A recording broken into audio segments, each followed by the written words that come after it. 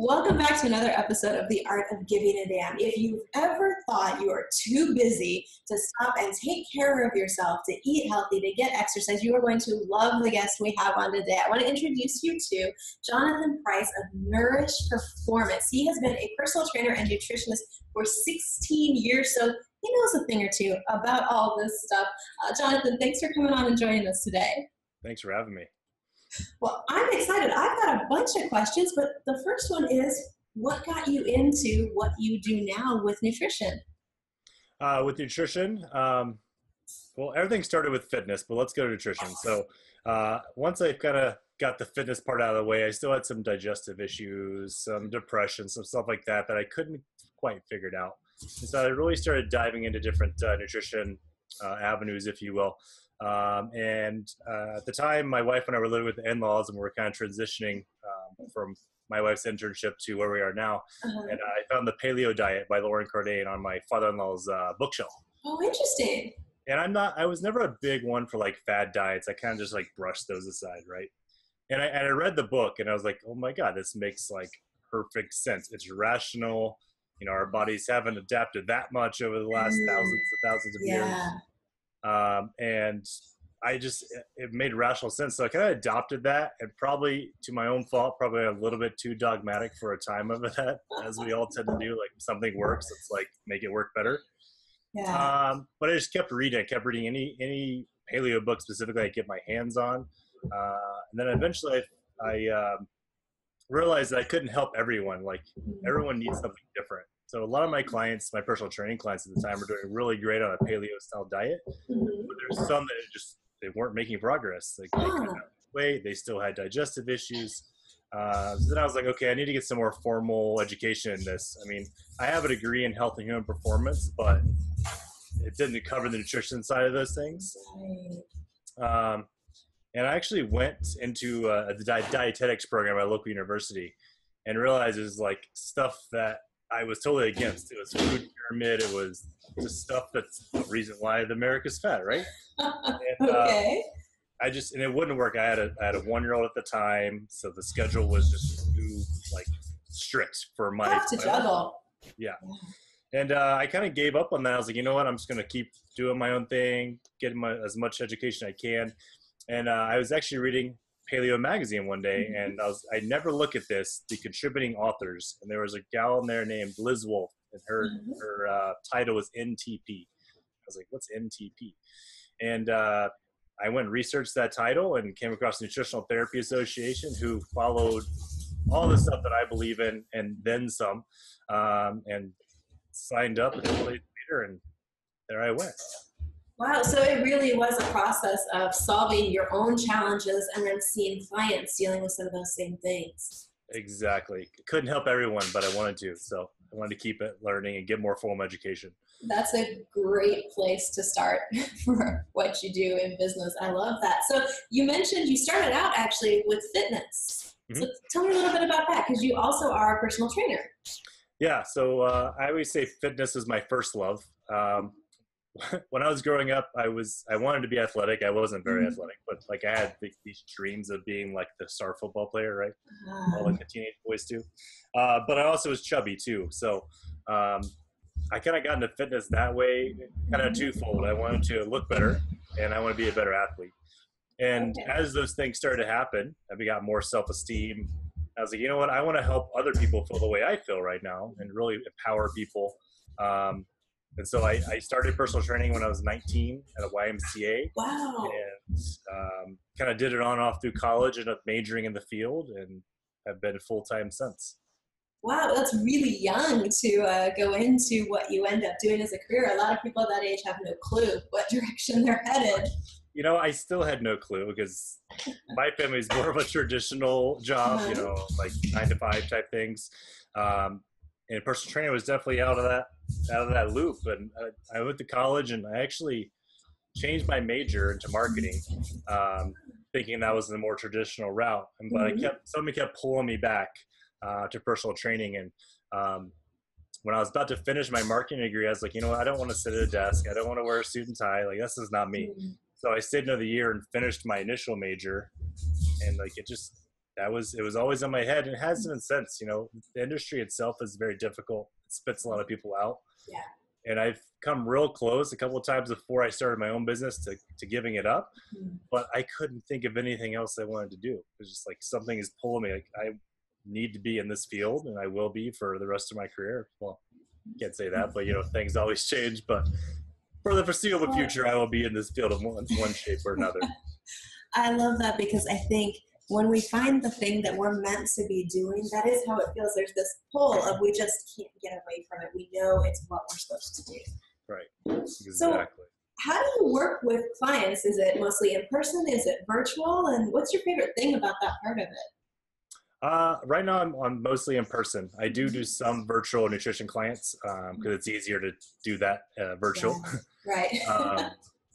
But yeah, I do mostly semi-private. What I found with personal training when I started out is it's very hard for that one-on-one price point. A lot of people just can't afford, and to have any sort of lifestyle, you've got to make money too. So what I developed is more of a semi-private type of training where I get 2 people per hour, and they're doing different programs based on where they're at. So they don't have to find someone to pair up with. I just put 2 people in an hour, and then I train them with what their needs are. That's kind of cool, because that's got to be motivating for people too. I know when I was dealing with it, a little bit of my story with losing weight, that's one of the reasons I liked going to the gym, was there were other people around who were doing the same thing, and it made it easier. Yeah, exactly. That definitely more motivating to work out with someone. It can be scary too, but just got to know where you're starting and where you're going. Absolutely. And I like what you said earlier about it being the empowerment piece for you. If you found self-esteem through getting in shape, and I think for a lot of, I know my listeners, they're at a point in life where, maybe started out okay, whether they were healthy, not healthy, but they ended up extremely unhealthy and overweight and depressed and struggling with so many of those things. I know I did, because I was so focused on building my business that I was sitting at a desk for, 16, 17 hours a day, not moving, not taking time to take care of myself, certainly not eating healthy. And it was really hard to start making those changes.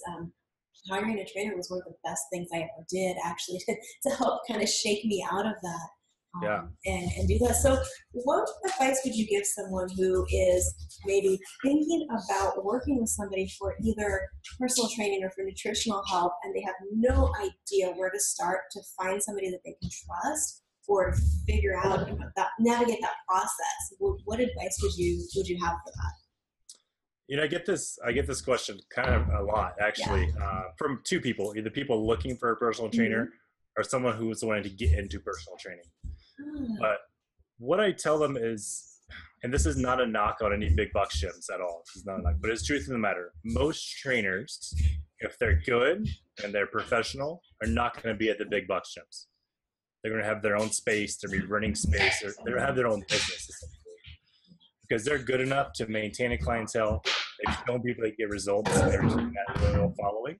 Right. So that's one, is look for someone local that you can get a personal referral to, and make sure they're certified, at least one, but that they keep trying to learn as they go. They have multiple certifications, they're very passionate about what they do, that sort of thing.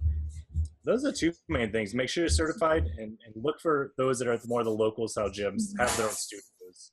Usually those are the more talented individuals. Not going to rule everyone.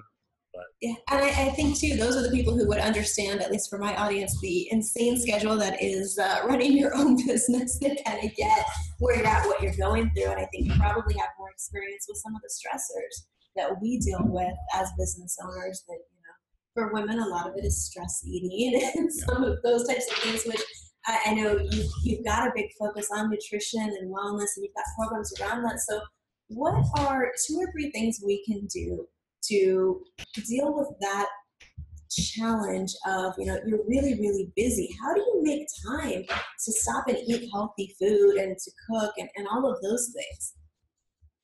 A couple things. So I wouldn't say most. Some of your listeners has probably heard of batch cooking. So, making all your meals ahead of time, right? That sounds really intimidating.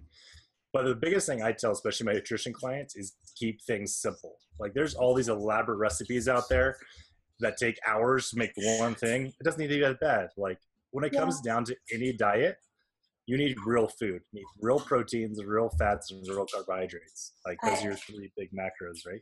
yes, I am so guilty of that with when I get on a kick of, okay, I want to really eat healthy. I'll go online and look for all these recipes. And I'm like, I don't even know what half of these ingredients are. And then I get discouraged. So you're saying keep it a lot simpler for yourself. Yep.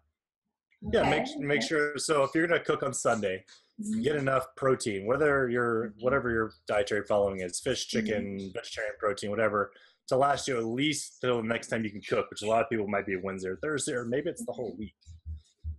Make sure you get your veggies, obviously. Everyone's like struggles with that. But that can be as easy as like a big bag from Costco of organic steamed vegetables. Mhm. Like $10 for 3 pounds. I mean, you can make that go for a month probably. And then some sort of healthy fat, whether it's nuts or olive oil or avocado, just something simple. Like that's a square meal. You get your protein, your fat, carbs. It doesn't have to be like this 20 layer paleo lasagna thing like that takes you all afternoon to make. Like that's great if you have the time, but most of us don't. Yeah, and then the noodles still aren't totally cooked, even though you followed the recipe. Maybe that's just me. So I And get it. That one that makes sense. And you exactly. know, one thing that's cool about it is I thought when I started eating healthier that it was going to be this really expensive thing. And if you keep it simple, you actually end up saving money and feeling better. Oh yeah, exactly. Yeah. Exactly. And another thing I want to add is like have a strategy in your back pocket for if you're not prepped. Because there's gonna be times you don't have food. So So I'll you're have saying McDonald's is not the backup strategy? yeah, not really. You could probably make an okay decision there if you know what you're doing, but really, like you know what I tell my clients and people who take my classes is find at least three places close to your Mhm. home or office that you can get a healthy meal. Like write them down. Like I can go 1, 2, 3. I can get a healthy meal of Mhm. this, and this. And that's in your back pocket. So you have like, oh crap, I left my lunch. You're not going to go to McDonald's. You're going to go to wherever, call it in, go get it for lunch, Mhm. whatever it may be. But have that that mindfulness of where can I go if I'm not prepped. That's a great idea. If I've got a list like that, I would feel less likely to make unhealthy choices there. That's a great idea. So, speaking of being prepped and ready for things, how do you deal with the holidays? Because that's always a challenge. So many people I've been talking to are actually right now trying to cut down and eat healthy because they know the holidays are coming and it's going to be insane. How do you deal with being around maybe family or friends and all of those sweets and all of the unhealthier foods, and still stay feeling good? Because I mean, you know how it is. If you start eating like that, you're going to crash. You're not going to feel well. You're not going to feel well emotionally, and you don't want to start off 2018 like Right. And that's a double-edged sword because willpower is not infinite; it's finite, right? that. Right. Um, but really, to have okay, if I know I'm going to a Christmas party, what am I doing earlier in the day? I'm getting plenty of water, I'm eating super clean. And when I get there, I'm very mindful that you know what, like honestly, the first two bites of that dessert is probably what really tastes the best, and then after that, it's just like oh, you just eat it because it's there, right? Right. So make up your mind you're going to have say 3 bites of a dessert or 3 bites of your favorite holiday meal or something like Mhm. that, and then try to just throw it away or give it away or whatever you got to do, give it to someone you don't like, I don't know. But yeah, just have Okay. the mindfulness is a big part of it, like going in with a strategy of this is what I'm doing because of this, and you're going to limit the damage. 3 bites of a chocolate whatever is not going to hurt you that bad That's true. I most never of the time. actually thought of that approach to it's okay to take a few bites. I'm usually trying to like focus on don't eat it. That's a much more green sounding approach to it. It's just kind of balance. Because well, that willpower is finite. So eventually, after 3 or 4 times of no, no, no, you're gonna be like yes, yes, yes, and now the whole plate is Yeah, yours. the whole plate of brownies is gone. Well, and it's tough when it's family too to say no if grandma baked pie. So I like that idea. If you can eat a couple of bites, it's not going to totally blow your calories for the day, but just Exactly, be mindful of it. Very exactly, cool. and make good So choices in that meal too. Maybe not have the bread or something like that. gotcha. So do you find that for a lot of people when they start being more mindful of what they're eating, that it does solve, like you mentioned at the beginning, some of those other challenges as far as self-esteem, as far as depression, as far as like the emotional stuff we deal with? I definitely think so because it reinforces that you have control. And diet's the hardest part of all of that. That entire equation of getting healthy, losing weight, diet, as you probably know, is the hardest part. Yeah. It's much easier to just go to the gym and work out for an hour and still eat the M&Ms, but Exactly. not the smartest approach for overall health. Yeah, and there's two pieces of that. Like, if you can be mindful there, you can be mindful everywhere else. But at the same time, is if you go off track, if you have that whole plate of brownies, like, don't let that snowball into a month of plates of brownies or a year or whatever. It's like, and I'm guilty of too. Like, I'll let it snowball for a couple of days, and then I'll be like, okay, rein it in, JP. Let's go back. But yeah, like, just try not to guilt yourself if you do go off track. It's not the end of the world. It's one day out of thousands of your life, or it's one meal really, and just get back on track, and you'll be right back where you need to be the next day, probably. So okay, that's a good approach to it. Kind of forgive yourself if you temporarily fall off track, and don't let it be an excuse for a month or two off track. Exactly. Gotcha. So one of the things that you've got coming up is a program called Fuel for the Busy, right? Yes. Okay, tell me a little bit about that. That caught my attention when you used that phrase, because yeah, we're all busy. Well, that's good. That's what I wanted to do, is catch your attention. But yeah, so Fuel for the Busy is a pilot or a program I've already piloted, and it got really good results. I've got to make some changes, but I want to unleash it full bore, if you will, in January, February, New Year's type stuff.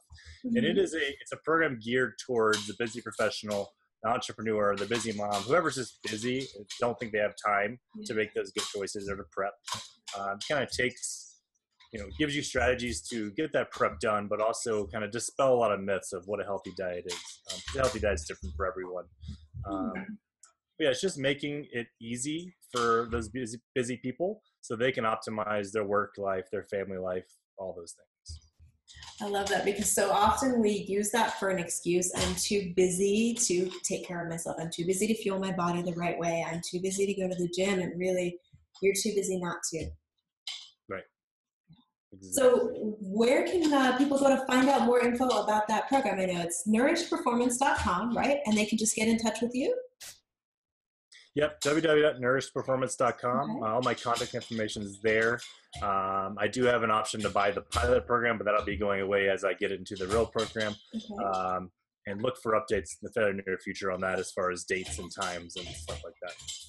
Awesome. So guys, make sure that you check out Jonathan's site and subscribe. There's some options to follow him on social media, get on his list, and check out his blog as well. You've got some really fascinating articles on your blog. I was just reading the one about binge eating. Oh, yeah. Not that, for a friend. I was reading that for a friend. And it was really interesting the way you broke down the effects that has on us.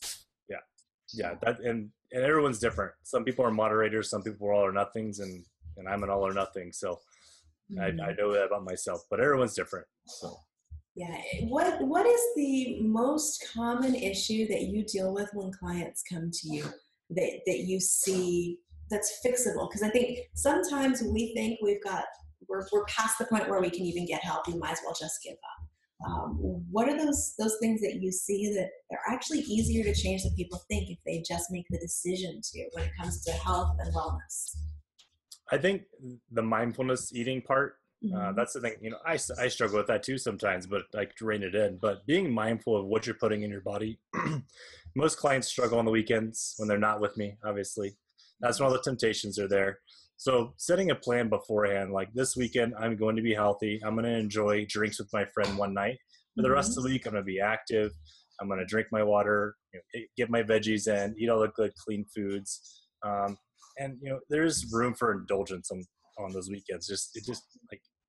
I have a client that, she says, I only drink one day a week. But then I'm like, yeah, but then you don't feel good Sunday and your workout's not good Monday. Is like, that turned into 3 days. Now we're almost half your week because of one decision, because you overindulge. So going back to not binging, right? Not overindulging, and still enjoying life. And, obviously I keep your goals in mind, but enjoying life so that, you're not wearing out that willpower eating. You don't go to those huge binge eating moments or binge drinking moments or whatever it may be. Yeah, that is true. We think this is okay, just for this meal, just for today, just for this event. And it really does carry over into the next several days, sometimes even longer. Like, we don't feel good. Yeah, because, alcohol the night before turns into pizza the next day, turns into whatever the next day. Yeah, It turns into a series of bad decisions. exactly. So one of the things I noticed on your blog that was interesting to me, because Saturday is generally my cheat day, you don't do cheat meals or cheat day the way that you do nutrition. So tell me a little bit about that.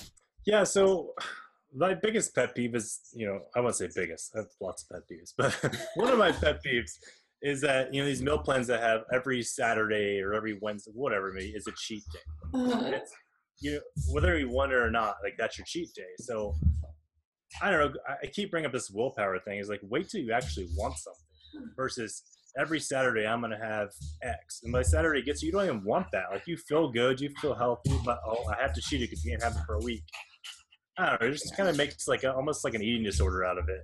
And so, yeah, just waiting for that opportunity of something you actually want.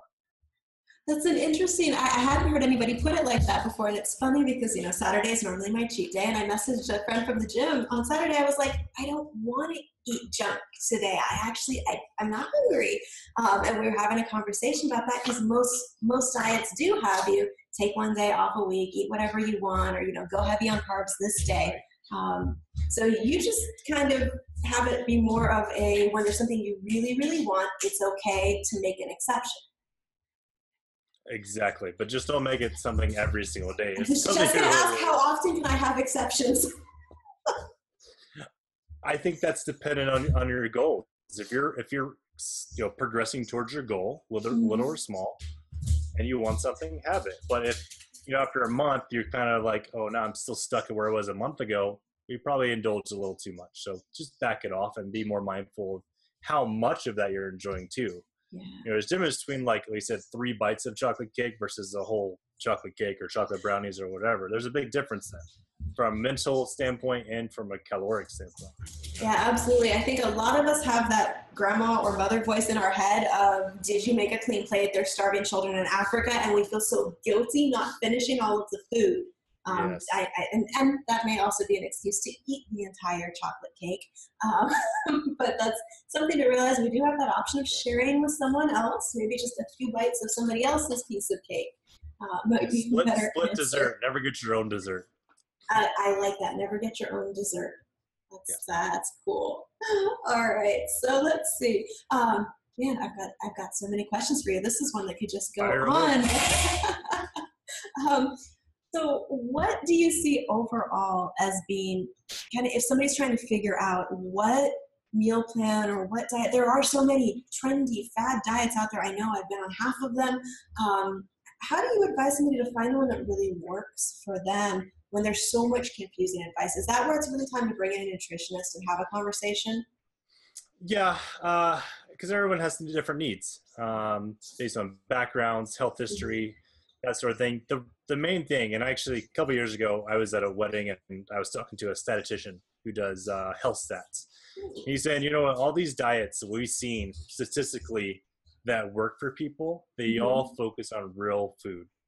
So they focus on clean proteins, veggies, just real food, nothing in a package or minimal packaged stuff. Not stuff like your Nutrisystems and your trendy stuff or really fad stuff like the grapefruit diet. Like, yeah, it's real food, but you're eliminating like everything, right? Right. Yeah. And I've been guilty of being dogmatic before. I've done ketogenic and I was dogmatic keto for a while, and I've since gone to a more balanced approach for me because it just eventually the willpower ran out and then my energy was low, and you got to make that adjustment. So start with real food. Be wary of any diet that eliminates entire food groups or entire macronutrient. Okay. So, the low-fat diet or something like Atkins or zero fat, you don't recommend trying those types of things? Not off the bat. Okay. I would say with Atkins, there are people that will benefit from that, especially with a history of diabetes, metabolic syndrome, that sort of thing. Zero fat really probably never works for anyone. Don't do that. But yeah, I wouldn't start there. I would start with just get the sugar, the processed foods out, eat real whole foods, see where you get with that. And then if that's not working, then maybe talk to me or another nutritionist and get their point of view. but avoid those that are getting really dogmatic in their approach. Like, you can't ever have pasta ever again. You might can, but if you're celiac, no, you shouldn't. Yeah, pasta's kind of on my off list. That is interesting because sometimes I think we underestimate the power of those really small changes. Like just, hey, I'm going to cut back on sugar. I'm going to cut back on different things. I know you're a nutritionist. You might want to cover your ears when I share this. A few years back, I realized that because I drink a lot of coffee and I like creamer, I was drinking in 1 week more than 2,000 calories just in coffee creamer. It's easy to do. Yeah, and I cut that out of my diet, and I started losing weight. I was like, I changed one thing, and I lost weight from it because I didn't realize how many calories I was consuming just in my coffee. Yeah. So that and soda, man, are like the two top. Like, if you cut those out, people lose 10 pounds in a week. And you're like, what the hell happened? Yeah. Sorry, I just cussed it. Yeah, it is one of those things that we really do forget. Sometimes it's the little things that really trip us up when it comes to nutrition. Yeah, you don't have to cut out everything you enjoy. You just need to cut out the obvious bad things. Or enjoy them a little less often. Exactly. And a little less amounts too. Yes, I like the 3 bites thing. That's going to be my takeaway from this podcast is I can have 3 bites of chocolate cake. And now there's less social pressure too, right? Like, why aren't you getting dessert? Why aren't you doing this? But you're still having, you're just not eating that much of it. And no one probably will ever ask you a question about it. Well, that's great because you can still tell grandma that, the cookies were amazing because you tried them. So that's a fantastic strategy for the holidays. Exactly. I love that.